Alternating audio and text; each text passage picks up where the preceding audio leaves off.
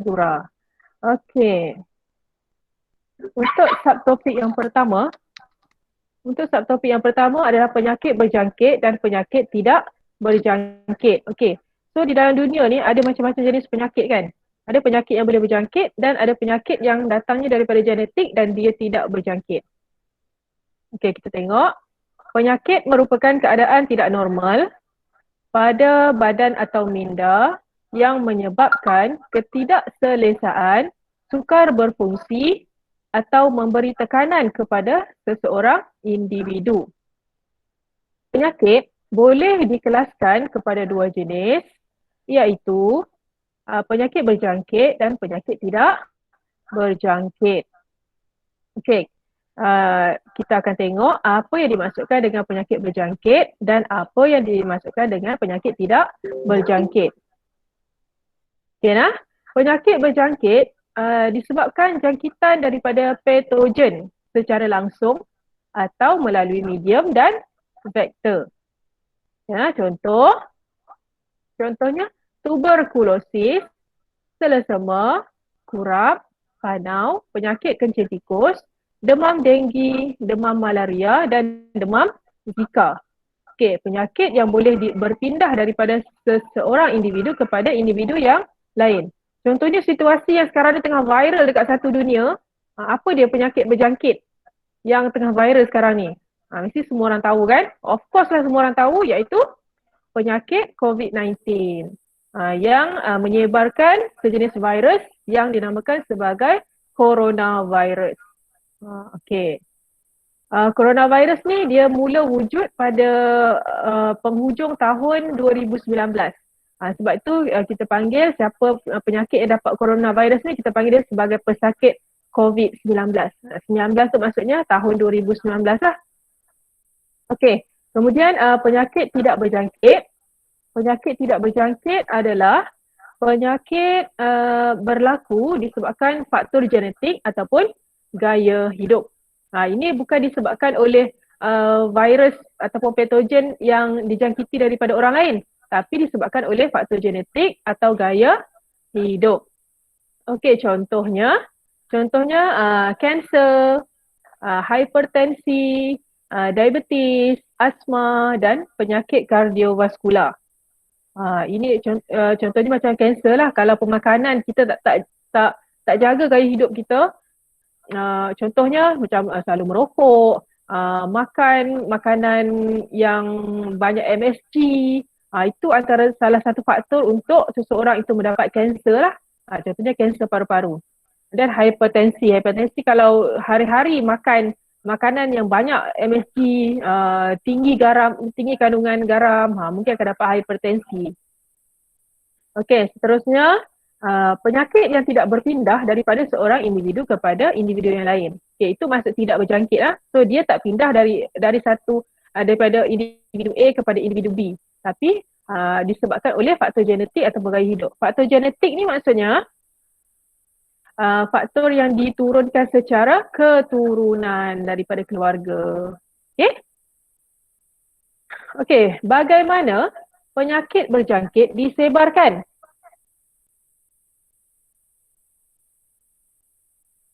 Okay, bagaimana penyakit berjangkit disebarkan? Okay, penyakit berjangkit disebarkan oleh patogen, iaitu organisma yang menyebabkan penyakit. Dalam hal isu semasa sekarang ni, patogen yang kita tengah hadapi sekarang ni adalah coronavirus. Okay, sebagai contoh, semua virus, sesetengah bakteria, protozoa, kulat, cacing. Okay, itu adalah contoh patogen yang boleh dijangkiti. Okey, seterusnya. Penyakit berjangkit disebarkan oleh patogen yang dipindahkan daripada seorang mangsa ataupun host kepada mangsa yang lain melalui vektor dan medium seperti air, udara dan sentuhan. Mangsa ialah host yang lemah dan mudah dijangkiti. Okey, contohnya macam baru-baru ni saya positif COVID-19 kan? Okey, saya adalah seorang mangsa yang menjadi host. Host ni maksudnya orang yang mula-mula dapat. Okey, lepas tu saya telah menjangkiti COVID-19 tu kepada suami saya. Maksudnya suami saya adalah mangsa yang host yang lemah dan mudah dijangkiti. So dia pun dapat juga. Macam itulah. Okey, setelah dijangkiti penyakit, host akan menunjukkan gejala yang tertentu.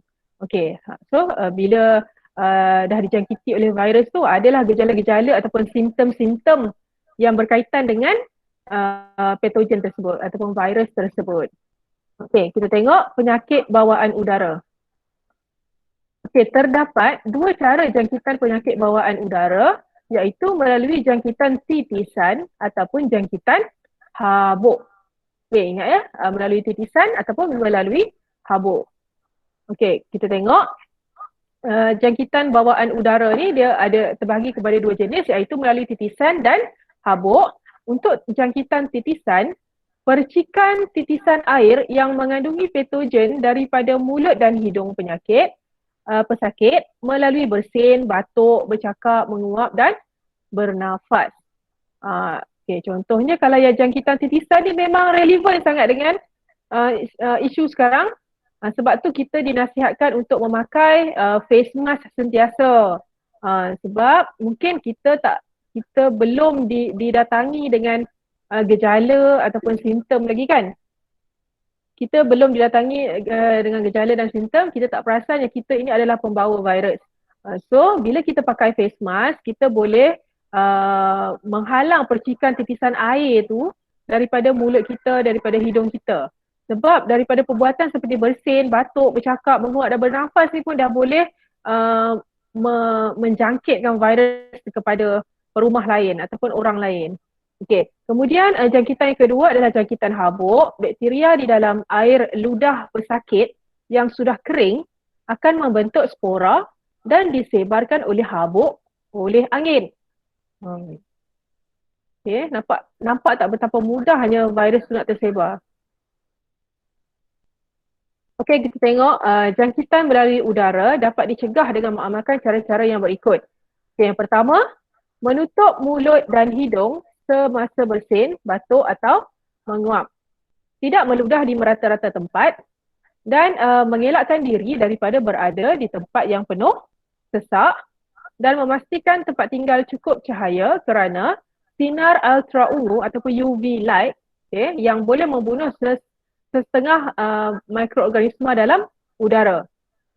Okay, ini poin yang keempat ni dia macam konsep kalau kita beli secara online dan ada runner ataupun pekerja contoh JNT ke pos laju semua kan, kalau dia hantar barang untuk lebih untuk mengamalkan cara yang lebih selamat, kita biarkan dulu barang tu dekat luar, bagi dia kena cahaya matahari dulu, kena sinar ultra ungu supaya at least pada peringkat awal setengah kalau ada virus dia dapat membunuh setengah mikroorganisma tu dulu.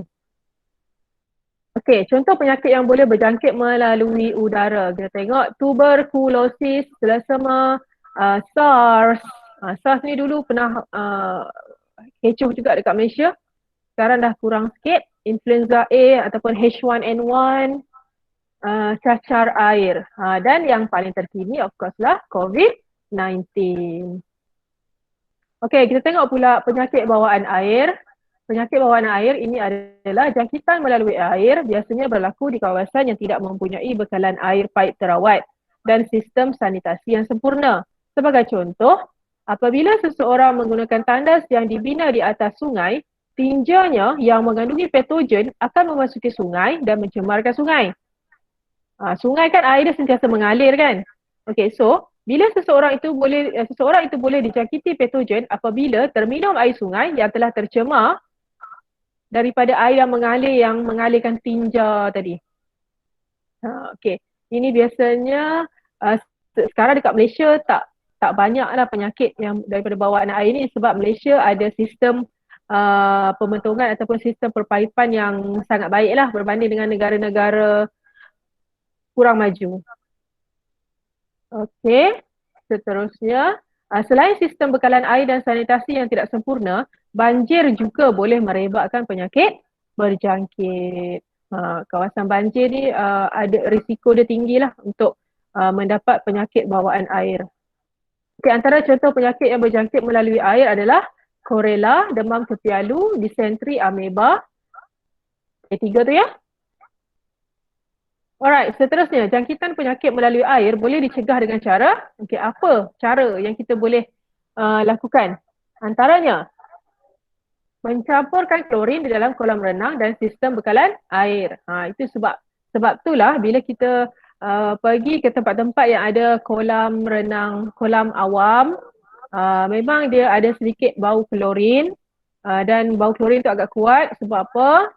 Bila campurkan klorin, itu adalah salah satu cara untuk merawat air tersebut dan supaya air tu tak membawa penyakit. Okey, kemudian poin yang kedua, membina tandas yang mempunyai sistem sanitasi yang sempurna. Okey, yang ketiga, mendidihkan air minuman dengan sempurna. Okey, contoh sekarang pun kebanyakan rumah ramai yang dah pakai penapis air seperti kowe, kuku kan. Itu adalah salah satu cara untuk mencegah lah tu. Mencuci tangan dengan sabun selepas menggunakan tandas. Okey. Seterusnya, kita tengok jangkitan penyakit melalui sentuhan. Okey, melalui sentuhan. Dua contoh penyakit yang berjangkit melalui sentuhan ialah kurap dan panau. Okey, kurap dan panau ini dia berjangkit melalui sentuhan. Ingatlah, kedua-duanya disebabkan oleh kulat. Jangkitan berlaku akibat tersentuh kulit yang telah dijangkiti atau memakai pakaian pesakit. Okay. So bukan maksudnya penyakit yang melalui sentuhan ni dia bukan saja berjangkit melalui sentuhan saja tapi boleh juga kalau kita kongsi pakaian. Tak semesti pakaian, tuala pun sama lah. Tuala mandi. So tuala mandi pastikan setiap orang memiliki sehelai tuala masing-masing. Okey. Seterusnya, penyakit seperti sifilis dan gonoria pula berjangkit melalui hubungan seks. Okey, sifilis ini adalah penyakit berjangkit daripada alat sulit wanita. Gonoria daripada alat sulit lelaki. Okey, patogen penyakit-penyakit ini terdapat di dalam air mani dan bendalir faraj. Okey. Seterusnya, jangkitan penyakit melalui sentuhan juga.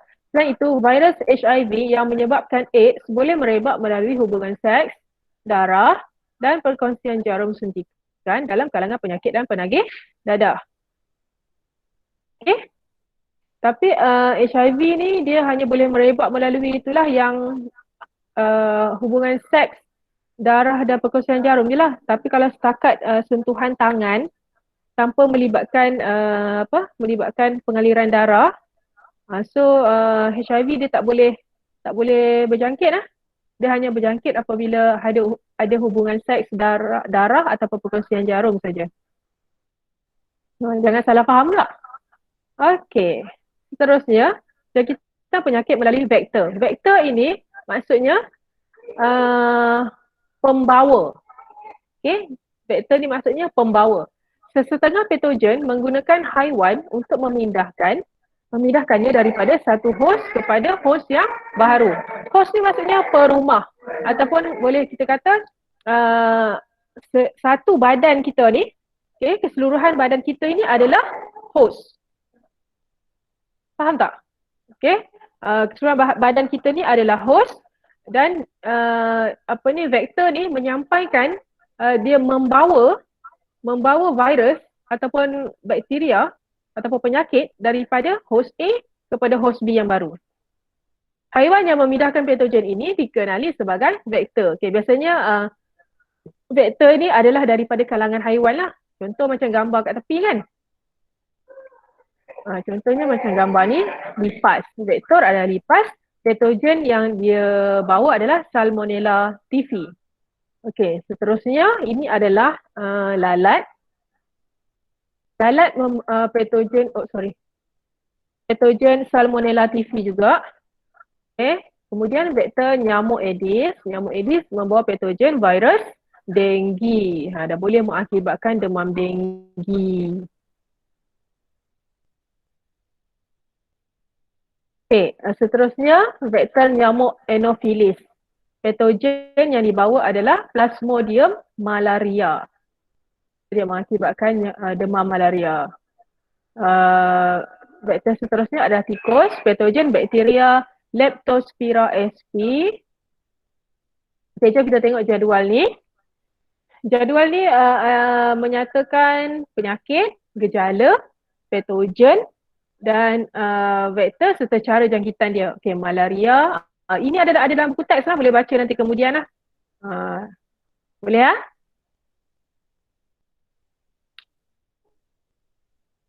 Kita tengok malaria. Ini antara simptom-simptom penyakit malaria, menggigil, demam dan berpeluh.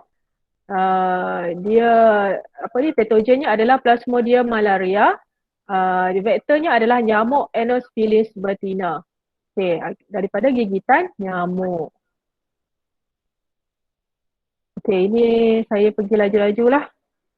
Sebab ini ada dalam buku teks, boleh baca. Okay, demam denggi, sakit sendi, demam, sakit kepala dan mata berair. Okay, dia adalah sejenis virus yang dibawa oleh nyamuk Aedes melalui gigitan nyamuk.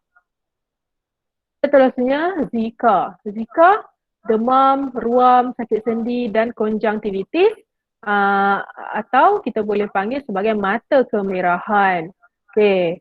Dia membawa virus oleh nyamuk Aedes dan daripada gigitan nyamuk. Geram ni kan tengok gambar nyamuk tu. Okay, kemudian seterusnya kepialu. Kepialu dia punya gejala demam, usus berdarah. Okey, patogen yang dibawa adalah bakteria Salmonella typhi. Vektornya adalah lipas dan lalat dan dia vektor menjangkitkan patogen tu melalui makanan dan air yang tercemar.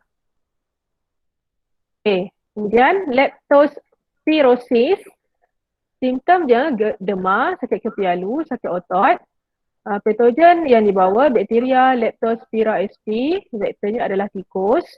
Dan cara jangkitan tanah, makanan dan air yang tercemar. Tikus ni bahaya nah. Okay, nyamuk. Nyamuk yang telah mempunyai patogen di dalam kelenjar air liurnya menghisap darah orang yang belum dijangkiti. Okey, air liur nyamuk dikeluarkan semasa menghisap darah untuk mencegah pembekuan darah. Jangkitan merebak ke seluruh badan. Nyamuk lain menggigit mangsa yang telah dijangkiti dan menyebarkan jangkitan ke mangsa lain pula.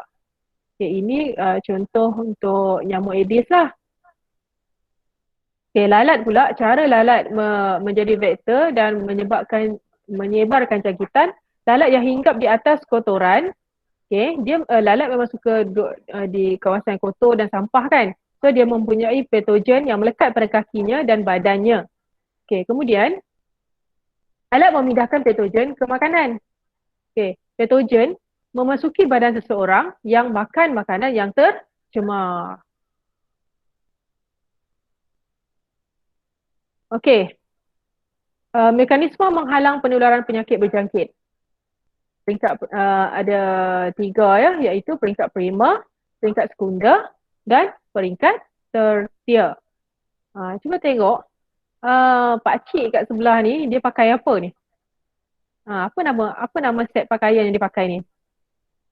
Sekarang ni tengah famous kan frontliners selalu pakai. Ini kita panggil PPE. Okay, set PPE. Okay, kita tengok peringkat primer. Meningkat peringkat primer ni maksudnya daripada peringkat kita sendiri lah, diri kita sendiri yang bukan frontliner ni. Okay, meningkatkan tahap kesihatan, meningkatkan kebersihan diri, keluarga, tempat kediaman dan sistem sanitasi. Okay, so daripada diri kita sendiri, kita kena jaga dua ni lah. Yang pertama, jaga kesihatan. Yang kedua, jaga kebersihan. Macam mana nak jaga kesihatan? So kita mengamalkan gaya hidup ataupun gaya pemakanan yang sihat. Okay, contohnya kalau sebelum ni kurang makan vitamin, kurang makan sayur, kurang makan buah. So waktu sekarang ni lah yang sangat penting untuk kita perbanyakkan makan sayur dan buah-buahan. Sebab daripada sayur dan buah-buahan itulah yang mengandungi vitamin dan mineral lain yang berfungsi untuk mencegah penyakit datang. Okay, kemudian jangan lupa menjaga kebersihan diri. Seterusnya, meningkatkan daya tahan badan. Macam saya cakap tadi lah, macam mana nak tingkatkan daya tahan badan? Amalkan gaya pemakanan yang sihat. Okay, kemudian pengambilan vaksin atau imunisasi oleh bayi, kanak-kanak, ibu mengandung. Okay, vaksin ni bukan sekadar vaksin COVID-19 saja. Daripada baby lagi, kita dah ambil vaksin dah. Okay, apa antara vaksin-vaksin yang kita dah ambil? Boleh rujuk dalam buku teks nanti. Macam apa?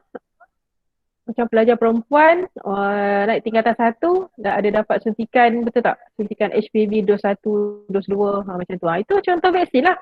BCG tu juga contoh vaksin. BCG tu diambil oleh bayi sebaik saja dia menerima susu badan daripada ibu. So sebelum dia keluar wad tu biasanya memang dah bayi tu dah disuntik dengan vaksin BCG. Itu contoh vaksin lah. Vaksin ataupun imunisasi. Okay, pengendali premis makanan jemaah haji dan pengembara. Okey, lagi peringkat pertama. Membuat pemeriksaan kesihatan berkala. Ini penting. Mengamalkan gaya hidup sihat, menghirup udara yang bersih dan makan makanan yang seimbang. Kita tengok pula peringkat sekunder. Memutuskan transmisi jangkitan melalui pengesanan kes secara aktif dan pasif. Ini yang kerajaan kata. Macam mana nak memutuskan transmisi jangkitan? Satu je cara, stay at home. Stay at home. Okay. Kemudian memberi rawatan awal kepada pesakit dan mengasingkan pesakit dengan orang lain ataupun kuarantin. Okay, untuk peringkat tertia pula. Peringkat tertia mengawal populasi vektor, memusnahkan tempat pembiakan dan perlindungan vektor dan melakukan semburan untuk membunuh vektor. Ini peringkat tertia ni contohnya macam saya baru-baru ni lah kan, saya dan suami positif COVID-19. So kita panggil orang untuk sanitasi satu rumah. Dari satu rumah tu daripada bilik air, bilik tidur, dapur, ruang tamu, ruang makan semualah. Kita sanitasi untuk apa? Untuk supaya virus tu dah tak ada dah dalam rumah ni, supaya tak menjangkiti kepada anak pula. Okay, macam tu nah. Kasihkan undang-undang dengan mengenakan denda kepada pengusaha premis makanan yang kotor. Okey. Seterusnya, melindungi hos, menggunakan kelambu atau ubat nyamuk, memakai pakaian tebal. Alright, so habislah subtopik 4.1. Saya nak masuk sikit saja lagi subtopik 4.2. So insyaAllah kita akan habis dalam pukul sekarang 12.52 kan, kita akan habis lebih kurang dalam pukul 1 suku macam tu lah. Okay, 4.2 pertahanan badan. Okay, pertahanan badan, patogen memasuki badan melalui sistem respirasi, sistem pernafasan, sistem perkumuhan dan kulit. Patogen ni yang dibawa oleh vektor, dibawa oleh air, udara dan sentuhan tadi kan. Okay, patogen perlu dimusnahkan oleh badan. Okey, so kita tengok mekanisme pertahanan tidak spesifik. Di mana barisan pertahanan pertama, frontliner dalam badan kita ni adalah kulit. Okey, kulit ini fungsinya untuk menghalang patogen daripada memasuki badan. So jika kulit tak berjaya, dia akan masuk pula, patogen tu akan masuk pula ke barisan pertahanan kedua. So dia akan tembus, so dia akan masuk ke sel darah putih. Okay, sel darah putih berfungsi untuk melawan patogen melalui fagositosis. Okay, so patogen yang berjaya melepasi barisan pertahanan kedua akan berhadapan dengan barisan pertahanan ketiga. Okay, so ya, yang pertama tadi kulit, yang kedua sel darah putih. Kalau sel darah putih tak berjaya melawan, so patogen tadi akan tembus ke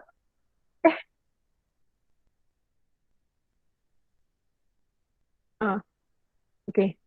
Kita tengok slide yang seterusnya. Barisan pertahanan pertama nah, iaitu kulit. Kulit dia ada membran mukus. Okey, kulit manusia terdiri daripada lapisan yang liat dan sukar ditembusi oleh mikroorganisma. Mikroorganisma hanya dapat menembusi kulit jika terdapat luka atau kecederaan. Okey, peluh dan sebum yang dirembeskan oleh kulit mengandungi bahan kimia yang boleh memusnahkan mikroorganisma. Okey, maksudnya peluh ini sangat baik. Okey, membran mukus. Membran mukus ialah membran yang melapisi salur pencernaan dan salur pernafasan. Mikroorganisma yang memasuki salur pernafasan akan ditapis oleh bulu hidung dan diperangkap oleh mukus yang terdapat di dalam rongga hidung. Lilin di dalam telinga, air mata dan lendir pada faras juga berfungsi sebagai antiseptik untuk memusnahkan mikroorganisma. Okey, so nampak tak dia punya make sense dia kenapa bila dalam situasi sekarang ni bila kita nak buat swab test, dia jolok dekat lubang hidung dan nak tekak kan. Sebab inilah, sebab membran mukus ni. Dia adalah pertahanan pertama dalam badan seseorang tu.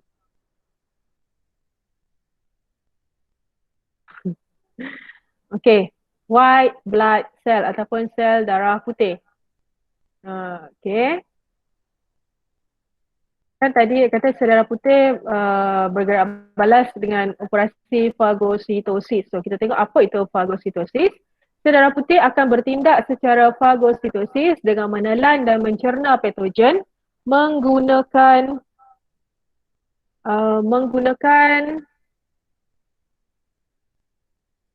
dengan menelan dan mencerna patogen menggunakan enzim.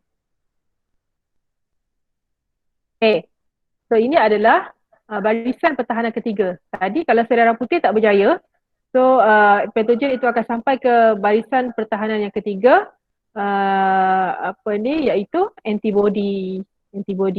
Okay, yang pertama tadi siapa? Kulit dan membran mukus. Yang kedua, sel darah putih. Yang ketiga barulah dia sampai dekat antibody. Okay, antibody ni dia ada dua struktur, iaitu antibody dan patogen. So bila antibody akan melawan patogen melalui penghasilan antibody lah. Antibody ni dia macam askar dalam badan kita. Dan patogen ni adalah musuh. So askar akan lawan musuh. So antibody akan lawan patogen. Antibody melekat pada patogen. Ini mengelakkan patogen daripada memasuki sel perumah. Antibody menyebabkan patogen menggumpal. Okay. Kita tengok barisan pertahanan ketiga sistem keimunan badan. Keimunan ialah keupayaan sistem badan melawan sesuatu patogen sebelum badan dijangkiti sesuatu patogen. Dia melibatkan penghasilan antibody apabila terdapat patogen memasuki badan. Okay, antibody ialah protein yang dihasilkan oleh sel darah putih ke dalam aliran darah melalui gerak balas terhadap antigen. Antigen ialah jasad asing atau bahan yang bukan daripada badan sendiri yang merangsang penghasilan antibody. Okay, antigen terdapat pada patogen, molekul toksin dan sel darah daripada kumpulan darah yang lain. Okey.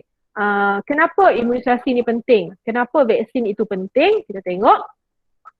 Imunisasi merupakan suatu usaha untuk memberikan daya tahan secara aktif pada bayi, kanak-kanak dan dewasa terhadap penyakit tertentu dengan memasukkan vaksin. Okay, vaksin yang digunakan oleh KKM telah dinilai mengikut keperluan piawaian antarabangsa terlebih dahulu. KKM dia tak suka-suka lah.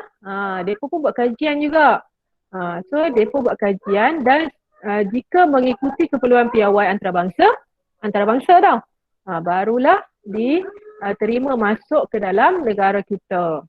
Okey, ini contoh vaksin untuk vaksin untuk COVID-19, iaitu antara contoh yang dah masuk ke dalam Malaysia sekarang ni ada 3 jenis.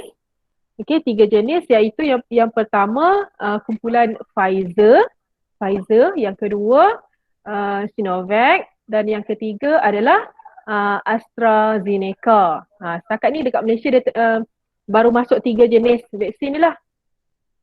Vaksin mengandungi antigen yang diperolehi dari sebahagian atau keseluruhan struktur virus atau bakteria yang telah dilemahkan atau dimatikan. Antigen tersebut berfungsi untuk merangsang sistem imun tubuh membentuk keimunan terhadap jangkitan penyakit tertentu. Oleh sebab itu, bayi perlu disuntik dengan jenis vaksin yang berbeza.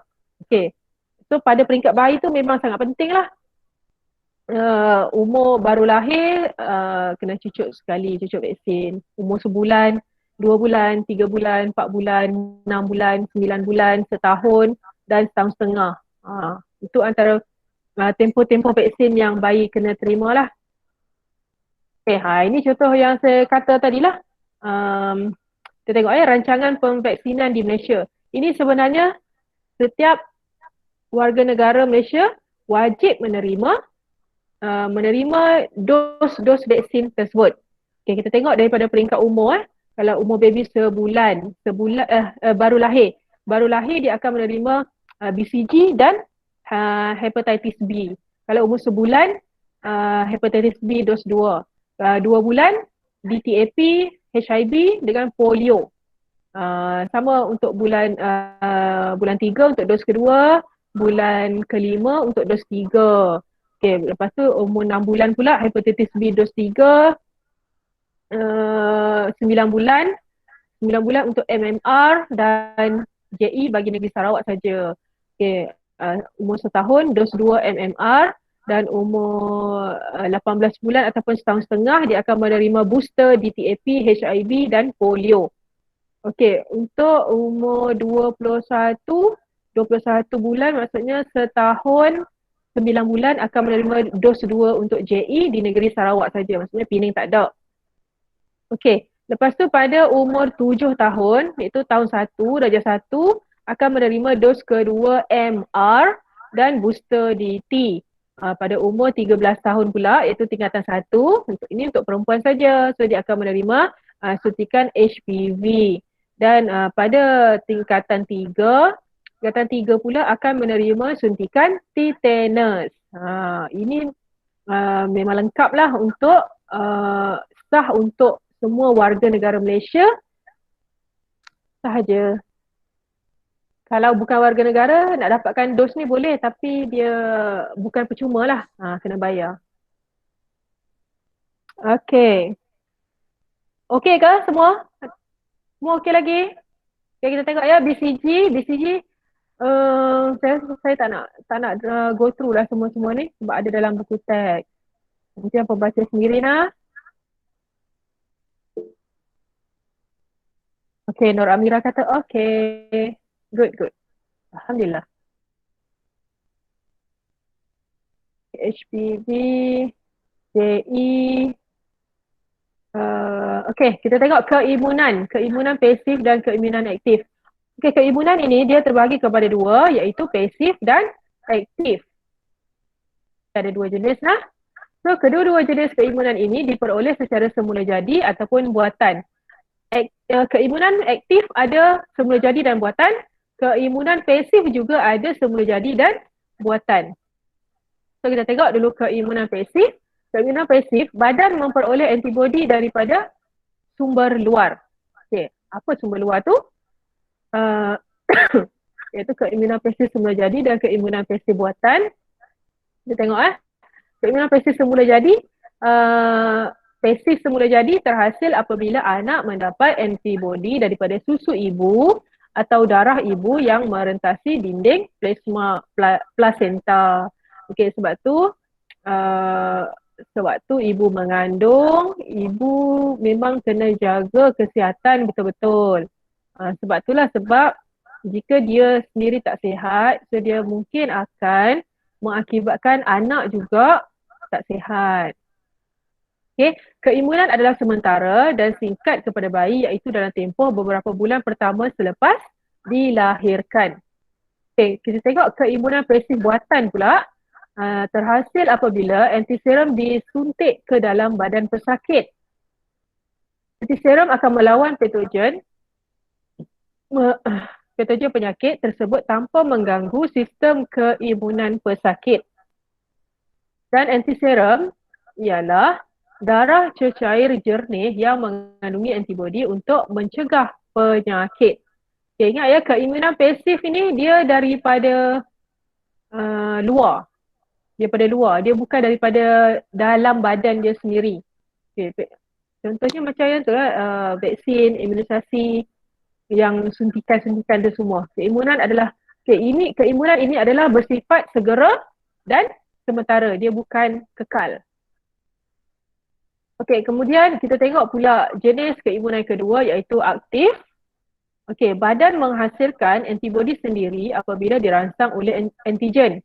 Okey, ini maksudnya antibodi yang dihasilkan oleh badan sendiri. Askar dalam badan dia sendiri. Bukan terhasil daripada suntikan tapi daripada dalam diri dia sendiri. Keimunan aktif semula jadi, juga ada keimunan aktif semula jadi dan keimunan aktif buatan. Okey, kita tengok keimunan aktif semula jadi terhasil selepas seseorang sembuh daripada serangan penyakit. Okay, contoh, bila seseorang itu dapat selsema, bila dia dah sembuh daripada selsema, so akan ada antibodi yang terhasil sebaik saja dia sembuh daripada selsema tersebut. Keimunan berpanjangan selepas jangkitan. Okay, dia panjang lah, dia bukan bersifat sementara. Okay, untuk keimunan aktif buatan pula terhasil apabila vaksin yang mengandungi patogen yang mati atau lemah dimasukkan ke dalam badan dan sistem keimunan bergerak balas dengan menghasilkan antibodi. Okay, keimunan berpanjangan selepas jangkitan. So maksudnya untuk keimunan aktif, keimunan ini adalah jenis berpanjangan selepas jangkitan. Dia mesti dapat jangkitan dulu. Bila dapat jangkitan, baru askar dalam badan kita ni akan sedar, oh kita kena kuat. Okay, so bila dia kuat, dia akan jadi antibodi sendiri dan dia lawan pada penyakit tersebut. Bila dah sembuh, barulah dia macam sentiasa dalam keadaan yang berjaga-jaga. Okay. Kita tengok antibiotik. Apa yang dimaksudkan dengan antibiotik? Antibiotik yang kita makan akan dikumuh keluar daripada badan kita dan dosnya akan berkurangan. Kita perlu mengambil dos antibiotik pada masa yang ditetapkan supaya aras antibiotik sentiasa optimum. Okey. So kita kena wujudkan satu sistem keimunan yang mantap.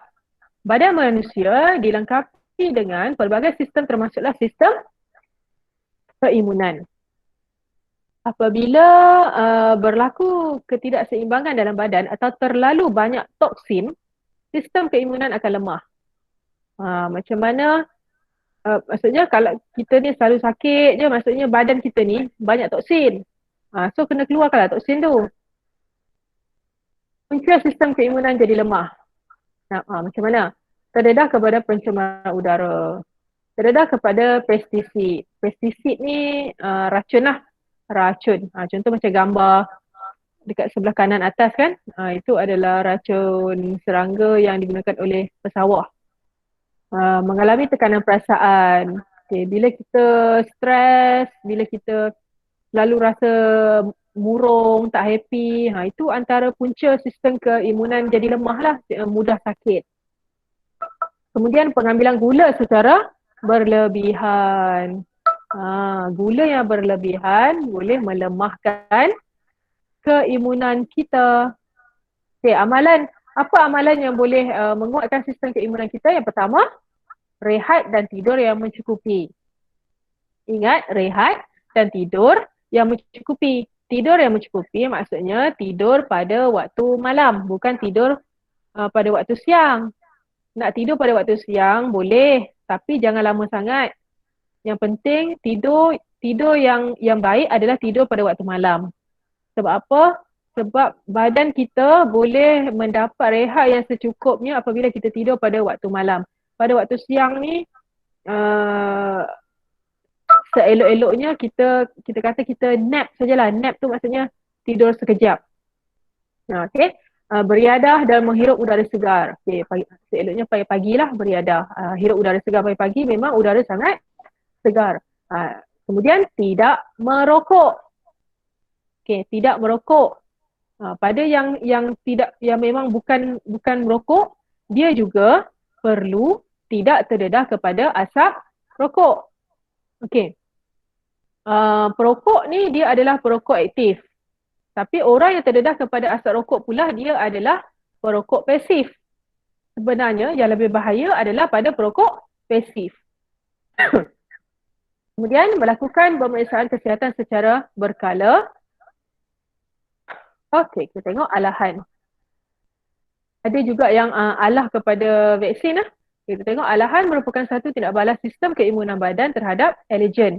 Penyebab alahan dalam persekitaran yang biasanya tidak memudaratkan orang biasa yang tiada alahan. Jadi contoh, alergik kepada hama, bulu haiwan, habuk, debunga, spora, makanan seperti susu, telur, sengatan haiwan dan sesetengah ubat. Okey, ini tamat saya punya PowerPoint tapi belum habis lagi dah. Sabar Sat. Okey, last. 5 minit lagi habis. Okey, 5 minit lagi habis lah. So, saya nak tanya. Semua faham ke? Kalau tak faham keseluruhan pun at least ada sesuatu yang dapat daripada kelas saya hari ni. Okey ke semua?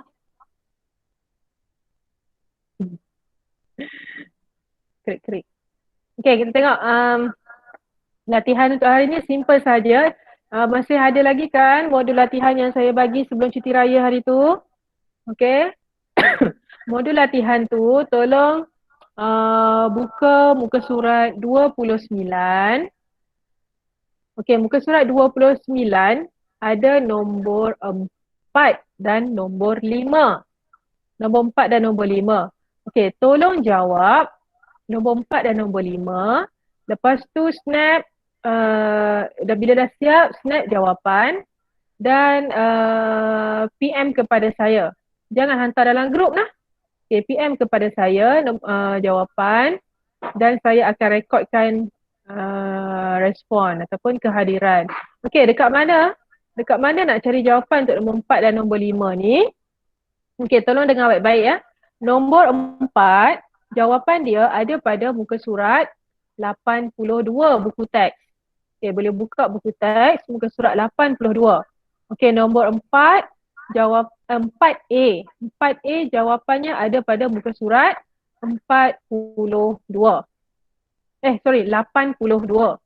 Okey, untuk 4B, 4B. Okey, 4B jawapannya ada pada muka surat 83. 83. Okey, untuk soalan nombor 5. Nombor 5 jawapannya ada pada buku teks muka surat 86. 86. Okey, dapat tak? Okey, saya ulang lagi sekali. Modul latihan buat pada yang muka surat 29 tu. Okey, muka surat 29. Nak jawab, cari jawapan dalam buku teks. 4A. 4A jawapannya ada pada muka surat 82. 82. Okey, 4B ada pada muka surat 83.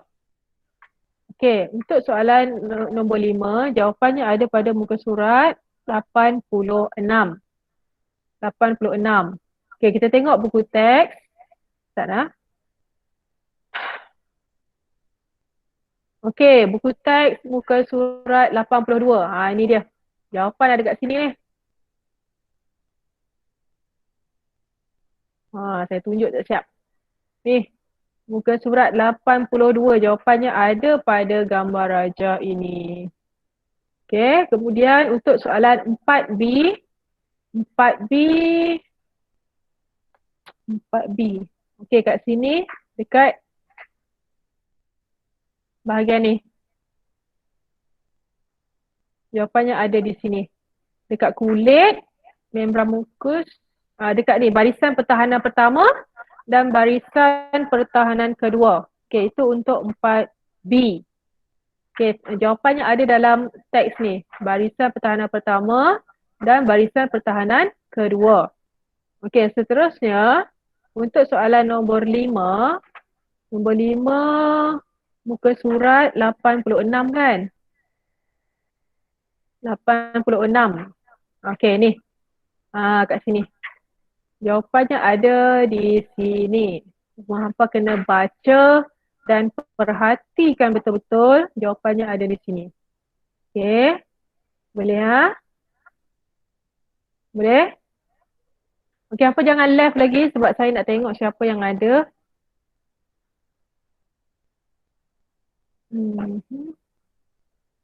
Tak nak. Jangan left lagi. Jangan left lagi, saya nak cek kehadiran.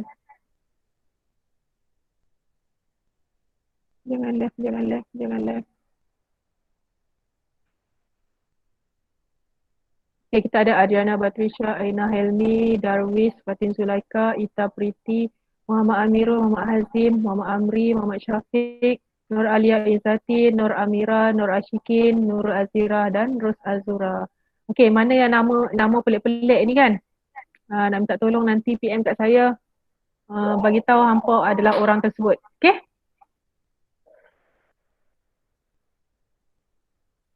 Alright. Apa lagi nak pesan? Ada apa-apa, ada siapa nak tanya soalan tak? Ada siapa-siapa nak tanya soalan?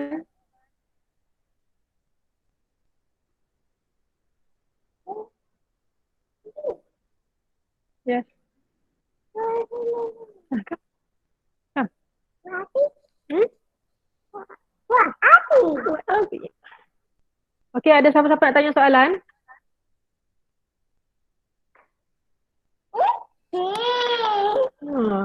Pikachu.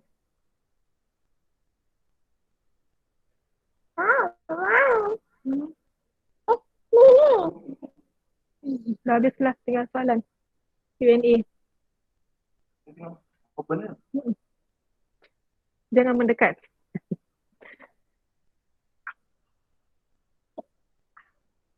Okey, tanyalah satu soalan at least.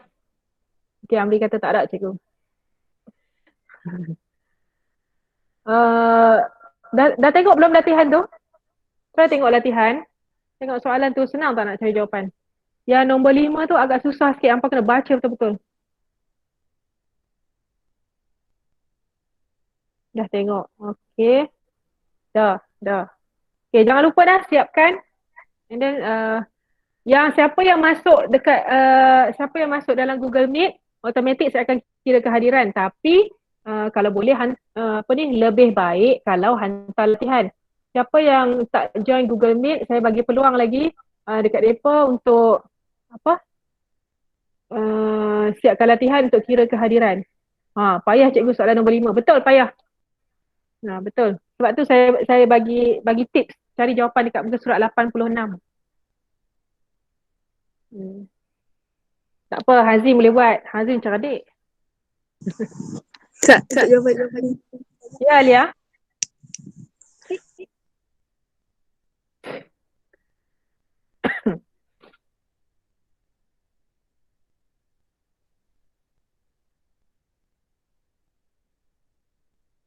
Oh, lupa nak ingatkan lagi sekali. Kehadiran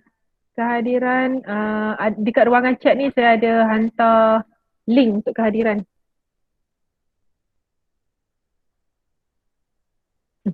Tak apa, Alia.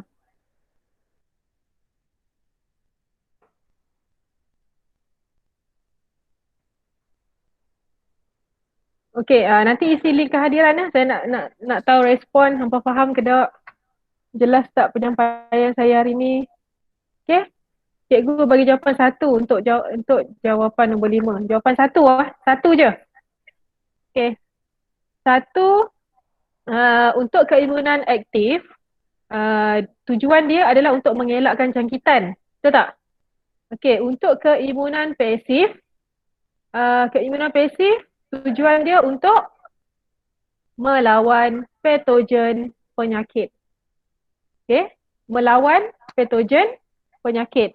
So itu untuk 5-1 Roman. 5-1 Roman. Jawapan dia melawan patogen penyakit. Azri tak satu je kan? Tu. 5-1 melawan patogen penyakit. Yang lain-lain boleh cari sendiri.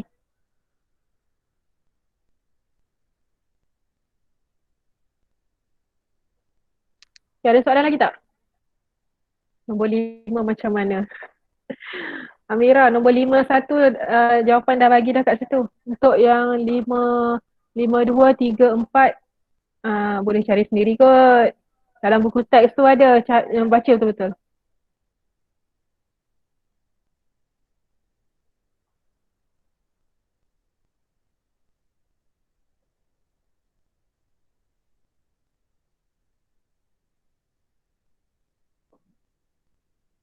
Okeylah, rasanya saya tamatkan kelas di sini. Jangan lupa nanti PM saya. So, sekian. Terima kasih. Assalamualaikum warahmatullahi taala wabarakatuh. Bye.